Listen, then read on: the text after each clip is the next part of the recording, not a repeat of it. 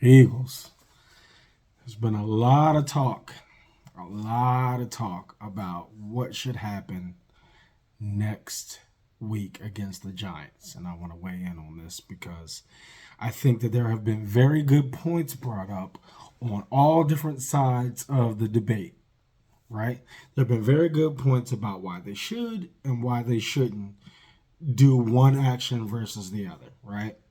But a lot of the debates seem to contradict themselves, right? So I hear one debate that says, what difference does the 40-year-old record make? Because nobody cares about the records, right? If a record is made or established, they're only mentioned in brief moments later in life when people are talking about them, when there's another star that's up and coming that might be close to it, or they might say, "Oh, they remind me of such and such player." But you know why they remind you of such and such player? For the same reason why you say don't do what you think they should do. And what we're talking about is Saquon's record, right? Saquon has the opportunity to break a 40-year-old record. 40 years. There's a new Super Bowl champion every year. Well, if you want to take the Kansas City Chiefs, there's the same Super Bowl champion every year for the last two, and they're trying to make it a three-peat. But you get what I'm saying. That happens. There's a new one all the time. There's very rarely, actually, I don't think it's ever happened for a three-peat, but it's very rarely that you got them back to back to back, other than the Chiefs and long time ago, like Cowboys and old franchises. Now they rarely repeat it. But a record that's long standing for 40 years that has the potential to be broken, that's a big deal. That is a big deal, something that has not happened in 40 years. So those type of contradictions go against one another, right? You say, "Oh, don't worry about it because nobody's going to talk about it," but they will talk about it, because next year when somebody's running with their hair on fire, you're like, "Oh, that reminds me of XYZ. That reminds me of Saquon in 2024. They could be talking about that in 40 years. "Oh, remember Saquon 40 years ago? That reminds me of him," right? It's the same thing with Super Bowl champions, right? So you say a Super Bowl champion. When are they mentioned? We do not talk about the Super Bowl champion of the Super Bowl champion of Super Bowl 20 unless that game is brought up. Unless that game is brought up, we don't talk about it, right? So those same type of arguments go against one another, right? Because you don't talk about the running back or the quarterback or the wide receiver unless there's a reference to it, the same way you don't talk about a past Super Bowl champion unless it's recent, right? You're going to talk about last year's Super Bowl champion because everybody's going to chase that. Or you might talk about the last two or three if it's been the same team, like the Chiefs or like how the Patriots were or whatever. Or if, let's say, the same teams are in the contention for going to the Super Bowl, right? You might mention it.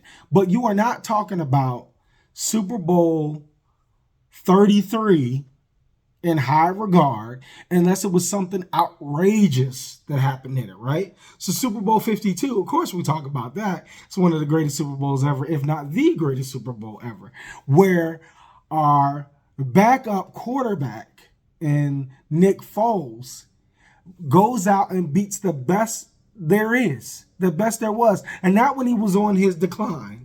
Not when he was on a bum knee and a bad back and, bruised up shoulders and all of that. The man still had years to come. He won the Super Bowl the following year. And then again in Tampa, right? So you beat Tom Brady when he was on top with Gronk, with Belichick, with all the bells and whistles. You'll talk about that. Or,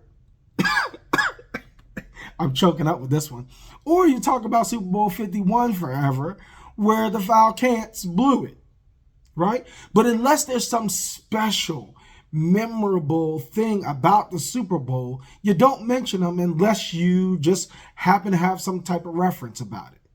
Maybe the team that played in it, if that team is in contention for this coming year, or if that, or some other reason. So it's the same argument that you're hearing about. Don't go for the record. Don't go for the record because nobody cares. No, you care, right?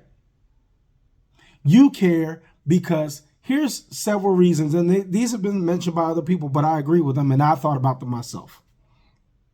One, you break a 40-year record. We already established that. And we're not going to play this game where he had another game to do it. Who cares, right? Same way we've brought up that OJ did it in less than Dickerson. We're not going to play that game. He beats it, he beats it. He has as many tries as he has, and he's doing it in less attempts. Everybody wants to forget that. Oh, he's got one more game. Yeah, but he's doing it in 30 less attempts or 40 less attempts or however many less attempts it may take him, right? So we're not going to play that game. You break that. Then it's what team do you break it with, right? Because when you list out the players that hold these records, you also list what team they were on when they had that record, right? So him with the Rams and Henry with the Titans, right? You list the team. So then you have the Eagles' name that's attached to that. Then you have the story that this is his first year. This sets up a grand story that even if you don't win the Super Bowl, right? Even if you don't win the Super Bowl, which is the ultimate aspiration. The ultimate aspiration is to win the Super Bowl. Don't get it twisted. Don't think I think this is more important than the Super Bowl. What I think is this is a nice cherry on top, that because it's so close, 101 yards, and you're going against the Giants, which we'll talk about in a second, it's so achievable with a breakout run of 60 yards that he's good for, 50, 60 yards, and he only needs 101, that it's not something where you're like, oh, it's a stretch, right? Oh, he might not be able to do it. 101 yards when he's been over 100 for many games of the season is very, very achievable. So you have the record, the team that you're on. You have the story that this other team discarded me, and here these guys embraced me, gave me the money that I wanted, gave me the support that I needed, showed me that my talents are appreciated, showed me that they think that my position is appreciated, because they also give the ball to Gainwell, right? It's not like it's all Saquon. Gainwell has had some really, really nice runs, and not just this year, but in years past. They show that they care about being a complete team that's not just relying on one thing. They want to beat you in several ways. They want to have a backup plan, because if your team is great against stopping the run, are you also great against stopping the pass? Usually not. Or vice versa. If you're really good in the secondary and stopping passing, your front line may not be that great against stopping the run. So having that complete picture is another cherry on top for the Eagles, right? So that's another thing. Then you have, if he can get it and you go to the Super Bowl. I said this, but I didn't count it as one. You have that. So you have that many reasons to be able to say that. And it's not just Saquon, right? So a lot of people think that, and it will be later. I won't pretend it. Later, it'll be just Saquon's record. But for this year and for the next couple of years, it will be a team record. Because you know what they'll say? You know how Saquon was able to really do that? The other teams had to fear Jalen Hurts running. The other team had to fear their offensive line making huge holes for him to be able to get through. You know what? Even when those offensive lines couldn't make a way, he found a way by bouncing to the left, bouncing to the right, fighting for more yards, carrying people on his back to get those extra yards, lead blockers who are clearing the path for him, right? The story won't just be about him to begin with, right? This is the type of stuff that movies are made out of. I'm talking about real life movies. because there's so many moving parts to it. There's not just Saquon right now. Now later, like I said, 10 years, 20 years, if the record survives that long, it'll be about Saquon. They'll say, okay, Saquon is the #1 rushing leader, and he did it with the Eagles. And then if people want to dive into more about how and whys, they can, and they'll come back to those other people. But it'll be his record. But then, here's the sixth thing. What if you don't go for it and you don't win the Super Bowl? Or you don't even make it to the Super Bowl? Let's say by some weird happenstance, we run into the Vikings and they put us out. Or in the NFC East, or in the NFC, championship, the Lions eke out a win or whatever. You never know what can happen. I don't believe so. I believe we can beat those teams. But we're talking about what ifs. Like people say, what if he gets injured? What if we don't do it? So then you didn't go for a very achievable record and you didn't win. So then how hard would it be for him to get 2,100 next year? It might be impossible. We don't know who's still going to be on the Eagles. We don't know what the team's going to look like next year. Who might retire if they win or don't win. Either way. You might have BG gone. You might have Lane and all of them. You might have all these people gone. You have what you have right now. And you have to appreciate what you have right now and do what you can do right now. So, here's something else I have to say. You remember how we didn't have any preseason, the stars weren't in the preseason, and we came out in the first 2 games, and we looked good against Green Bay and Brazil. I was there. Looked good. The field was pretty sloppy, but we looked really nice, and we beat Green Bay in that one with Saquon going off.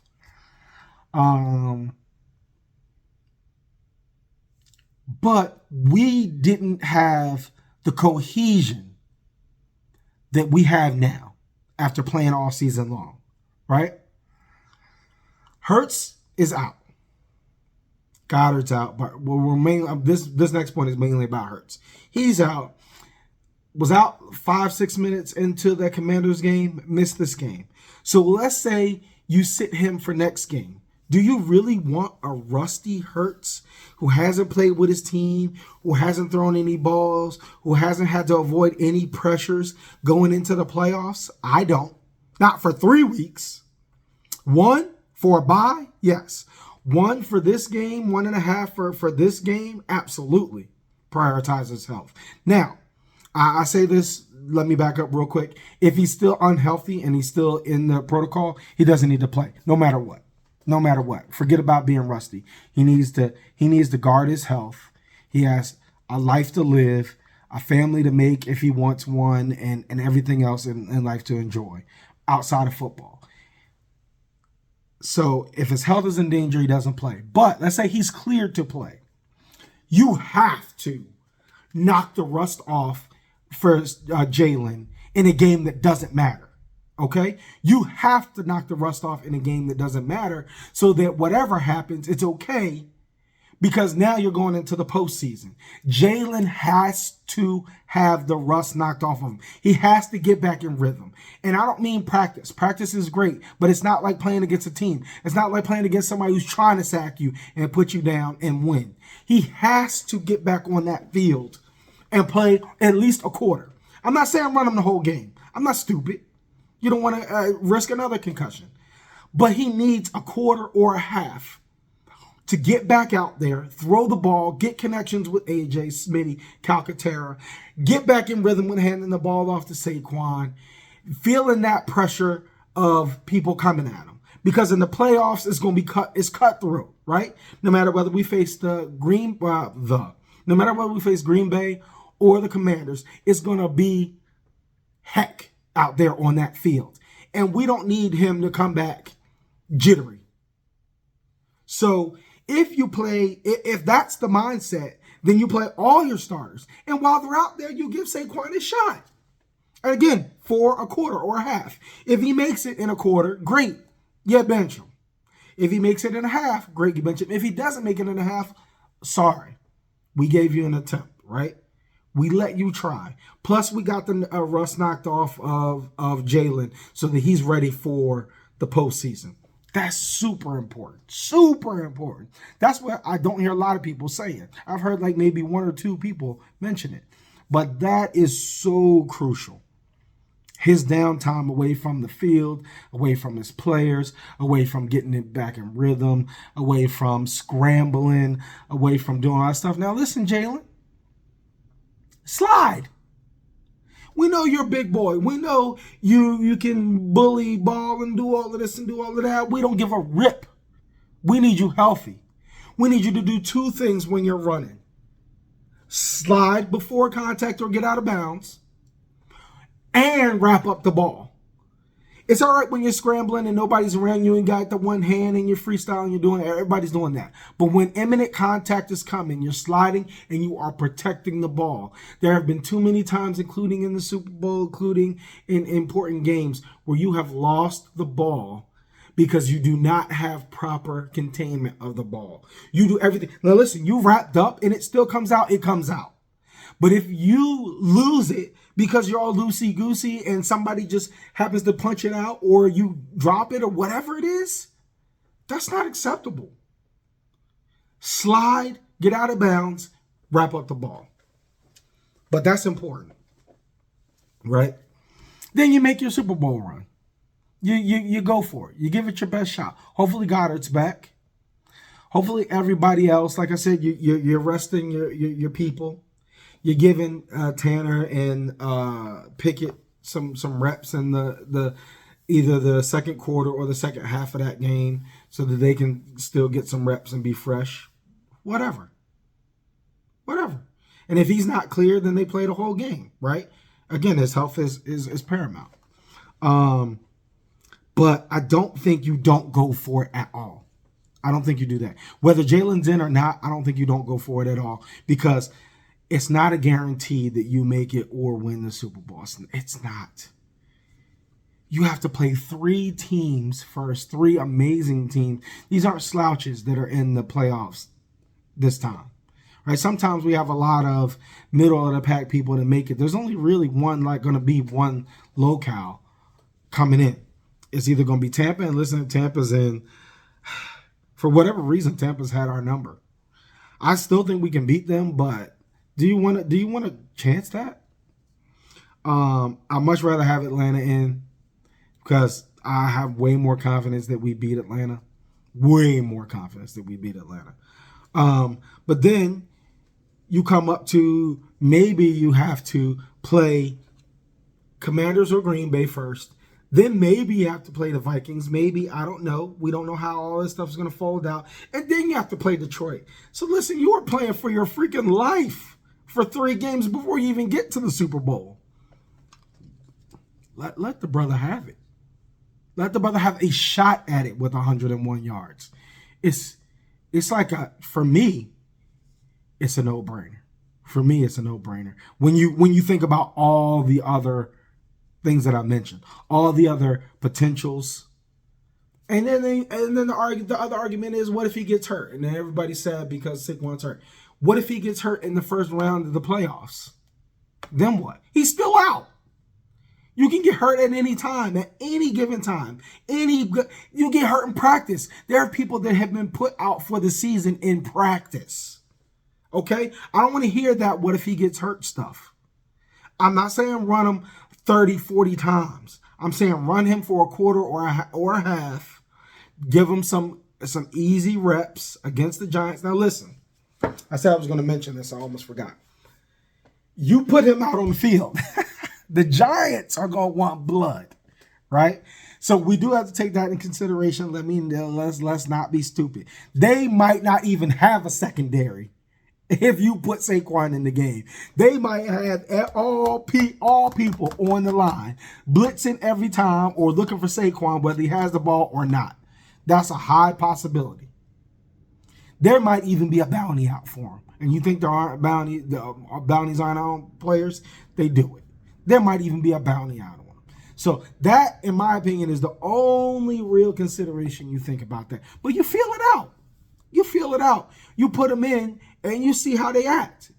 You see how they line up. If you see that that's their game plan, to stack the box 6, 8, 10, the whole team on the line in order to not be further embarrassed and have the all-time rushing record broken on them by their ex-player, then you pull them immediately. You pull them immediately because you can see that. It's like I'm watching the game sometimes and I'm like, blitz. And I'm not even understanding how you don't see the blitzes coming. They normally are running 4 or 5 people on the line. Now they got 6, 7, 8 on the line. They're coming. They are coming. There should be no handoff snaps. You see the blitz coming, you need to back up a yard or two to give you that extra 1 or 2 seconds because somebody's breaking free to get you. And then you could do a dink over. And we've seen lots of people do this. Mahomes, Josh, Lamar, a lot of players do this. They back up a little bit and that blitz comes in and then they just dink it over and somebody's open because you have too many people coming in. So there's somebody free and you get rid of it. But that's up to your coordinators and your coach to be looking for that, right? If that's going to be their game plan, you pull them immediately and you sit them and you don't worry about it because then we know that they're going for blood and it's not worth the risk. But if they're not, they're just playing their regular game, let them have a shot. I know this is a long video, but I wanted to weigh in on this. It's super important that Saquon be able to do something for himself because guess what? Even his longevity at the Eagles isn't guaranteed for, what was he have a contract for 4 years or something like that? You never know what happens. You never know day to day what happens. So while you're there, while you're this close, you take your shot at it and you be proud to help a man take his shot at it because he's also trying to help everybody else win the Super Bowl. That's my take on it. But I appreciate y'all. Fly, Eagles, fly. Let's do our absolute best to get to the Super Bowl and win it. I can't wait to be in another parade down there in front of the museum and celebrate with the rest of my city if God wills for us to be there. Go Birds, let's get it.